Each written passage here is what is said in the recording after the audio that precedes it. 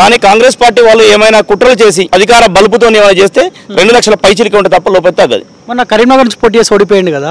అవును. సో సరే అంతర్గత కుమ్ములు అట్లా లేకపోతే ఏమన్నా కుట్ర జరిగిందా, ఓడిపోయింది కదా. ఇప్పుడు అందరూ ఏకతాటి పైన పనిచేస్తారా బండి గెలుపు కోసం? భారతీయ జనతా పార్టీ కార్యకర్తలే కాదు, నాయకులే కాదు, అభిమానులు దేశం కోసం ధర్మం కోసం పాటుపడే భారతీయ జనతా పార్టీ లేకపోతే దేశ సమగ్రత భవిష్యత్తుకు కష్టమవుతుంది. కాబట్టి భారతీయ జనతా పార్టీ బండి సంజయ్ని కరీంనగర్లో ఉంచాలి.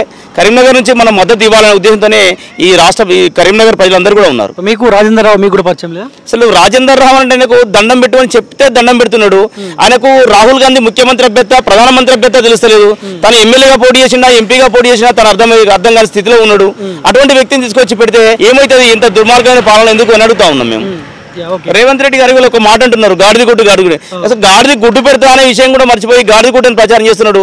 మరి వాళ్ళు గాడిదలు గుడ్లు పెట్టేటువంటి సంస్కారాన్ని ఈ కాంగ్రెస్ పార్టీ ఎక్కడి నుంచి నేర్చుకుందో వాళ్ళు తెలియాలని మేము కోరుకుంటా ఉన్నాం.